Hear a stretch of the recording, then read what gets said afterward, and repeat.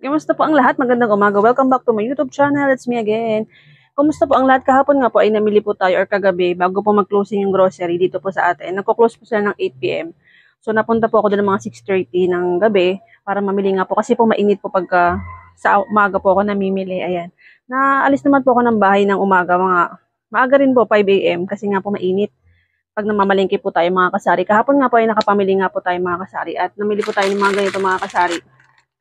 Yung medyo malaki po ng mga kutkutin, yung mga cornic. Mabili nga po ito, 2 balot na lang po kasi yung natira mga kasari. Ito na lang po. Ito na lang po siya mga kasari. Ayan, 3 po ang isa nito. Ang isang balot po ay 21 pesos. 3 ko po siya binibenta na 3 piso. At 3 piso po talaga ang benta nito mga kasari. Ayan. Kumusta po mga kasari? Kahapon ay nakapamili nga po tayo ng mga downy nga po natin ng mga 6+1. So, ito nga po yan mga kasari, ang ating mga downy na may mga 6+1. And happy-happy nga po tayo kapag meron nga po mga +1. Ayan, syempre dagdag kita po sa ating mga tindahan at pwede rin po natin gamitin as personal use. Di po ba mga kasari? Ayan po mga kasari, matagal na po ito pero ngayon lang po tayo nakabili at may naghahanap nga po ng malalaking parang mga cornic. 3 po ang isa. Ang puhunan po niya ay 21 pesos. Namili po tayo ng 2 balot. Ito nga po isa ay parang boy bawang, super bawang, corn soup. 3 po ang isang piraso. Bentahan po ng 3 piso. Ito po ay dragon seed. Binili tayo, nagdagdag po tayo ng 10 pirasong dragon seed. At kasalo pack, naghahanap po ng ibang flavor, extra hot. Binili po tayo ng 2 extra hot, isang chili mansi at isang calamansi. Yun lang po mga kasari. Ang condensed na sachet.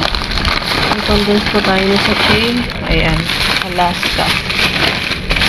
Bento ko po dyan ay 9 pesos po ang isa sa condensed na Alaska. Yun lamang po mga kasari. Ayan nga po mga kasari, dinasplay ko na nga po itong 6+1 natin na sunrise na downy na maliit. Ayan, 7 pesos po bintahan natin sa maliit na downy. Ayan, meron pa nga po siya ang natira. Ito po yung ating anti-box 6+1 din po yan. Yung pink po wala pong 6+1. Ayan, yun po yung nabili natin. Tapos, ito nga po. Ayan, lagi po ako naghahanap ng mga may promo or may 6+1 na wings. Ayan, may wings pa nga po tayo. Bali, 2 ano po yan. 2 tig-anim, 1 dosena. At yung mga sabon din po akong binili mga bareta. Nilagay po na po sa ating lagayan. Ayan.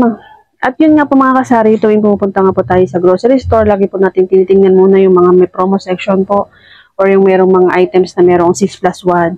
Siyempre po, dagdag kita po sa ating tindahan at panggamit din po natin sa atin for personal use.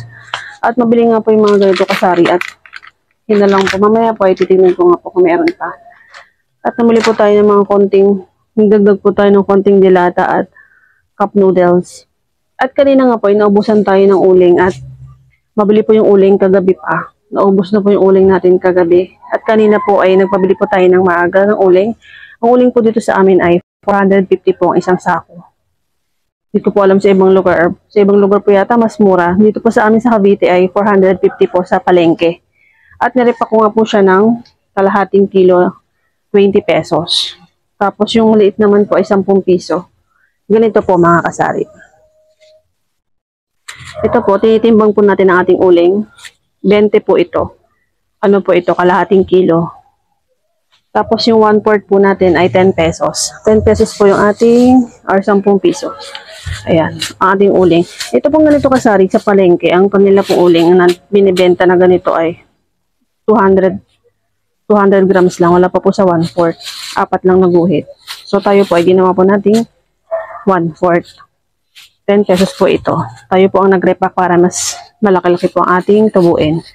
Ang isang sako nga po ay 450. Ang isang sako ng uling. Mabili nga po ang uling mga kasari lalo kapag ka Biyernes po ng gabi, Sabado, Linggo, kapayan pag mga weekend po.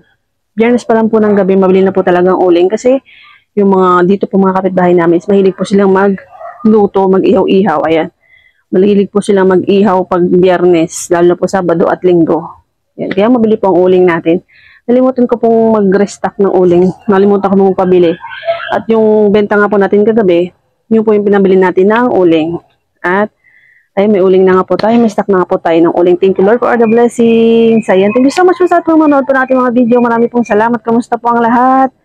Thank you po sa mga nagko-comment. Mega love shoutout po sa ating mga nag-subscribe sa ating channel. Thank you so much po. Sa mga nagko-comment, marami pong salamat. Sa mga hindi pa nga po nakasubscribe sa ating channel, guys, palambing naman po, pahit po nating like button, pa-subscribe, at pahit na rin po nating notification bell para updated po kayo sa mga sunod po nating upload na videos. Ayan, alas 8 na nga po ngayon ng umaga. Tayo po ay nag-video para meron po tayong ma-upload.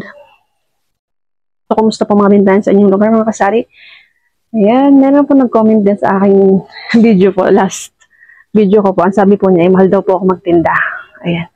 Hindi naman niya po sinabi kung saan po ako mahal nagtinda. Mga kasari, para po sa akin, disclaimer po, iba-iba nga po tayo ng presyohan sa ating mga paninda. So, meron po akong mga items na fast moving, yan po ay 10%.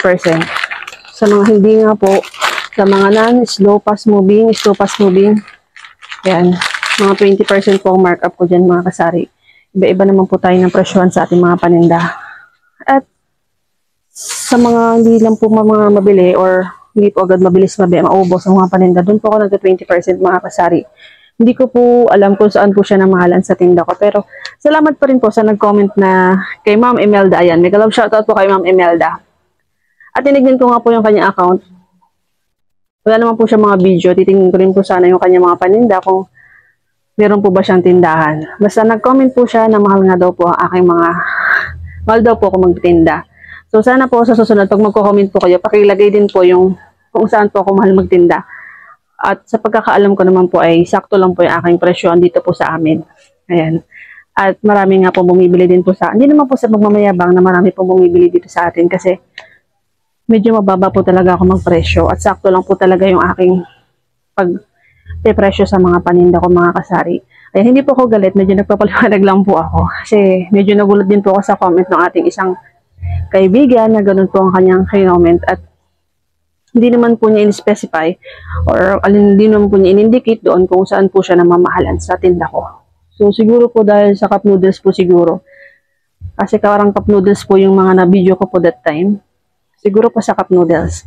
Ang cup noodles ko po kasi mga kasari, nag-an po ako dyan ng 20%. Ang buunan nga po kasi niyan, meron pong 22, may 23, may 28, may 25.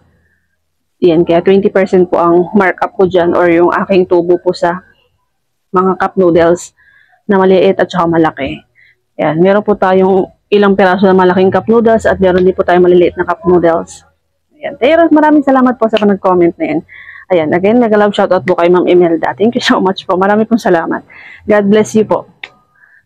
Ayan, thank you so much po sa lahat ng mga nanonood natin mga videos. Ayan, update po tayo sa mga presyohan sa ating mga paninda mga kasari. Ito po ang ating mga cup noodles. Thank you Lord for all the blessings everyday. Maraming salamat po sa mga biyaya sa araw-araw. Ito nga po ang ating mga cup noodles. Kahit pa paano ay meron po tayong stock. Thank you Lord. Ito yung po mga cup noodles natin. Iba-iba po ang price niyan mga kasari. Ito po 23 po ang puhunan. 28 po natin binibenta. Ito po 25 ang jampong. Mahal po talaga ang jampong mga kasari. Kaya 30 po ang bentahan ko dyan. Kasi hindi naman po fast moving ang mga cup noodles. At mataas po ang puhunan mga kasari. Ayan. Disclaimer nga po, iba-iba po tayo ng presyohan sa ating mga paninda. At ito pong sotanghon, mahal po ang puhunan nito mga kasari, 26 pesos. Ayan, sinarado ko na lang po siya 30 pesos. Para meron po akong 4 pesos. Ayan. Hindi naman po fast moving ang mga cup noodles, kaya 20% po tayo. Or 20% po ang markup po sa mga cup noodles. Ayan, dito po, the rest, 22 po. Ang bentahan ko po yan 27. Yung malaki pong jampong ay mahal po talaga ang jampong mga kasari. Ayan, 44 po yan. Kasi ang puhunan po niyan ay 38 pesos po dito sa amin. Kaya 20% po or 15% po ang markup po dyan. Sa bulalo naman po na ito ay 32. 38 ko po siya binibenta. 38 po ang bentahan nito. Ayan, ito, presyo po niyan 38. Ayan. Ito po, meron po tayong malaki na ligo. Nagtaas po ito mga kasari. 75 plus 10 po ako dito mga kasari. Sa mga delata plus 10 na lang po tayo kapag mataas na nga po ang puhunan. Pag wala pa pong 100 plus 10 na lang po ako dito. Kaya meron po tayong 10 pesos. 75 po ang puhunan nito mga kasari. Kaya meron po tayong 10 pesos. Meron po tayong, kahit pa paano, meron po tayong isang ligo. Meron po Saba na green, mega na green at mega na or Saba na red. Ayan, yan po yung stock na meron po sa grocery. Kaya yan po muna. Meron po tayong 4 na malaki na sardinas. Yan po. Pork and beans. Ayan, luncheon meat. Meron po tayong 2 maling. Ang maling po natin ay 135. Ang punan po niyan ay 120. Sa iba pong grocery ay meron pong 116, may 118, 135 po ang bentahan natin dyan. Ayan. Rino, 34 po tayo sa Rino. Argentina, ito po 30 pesos. Yung maliit. Sumunod po ay 40 pesos yung 150 grams. Yan lang po meron tayo. Yung pinakamalaki po natin corn beef ay 63 pesos. Sa Carne Norte naman po na maliit ay ang puhunan po nito ay 25 pesos ang bentahan. Sunod naman pong 150 grams ay 36. Yung malaki po niya ay 54. Yan po ang bentahan ng CDO Carne Norte.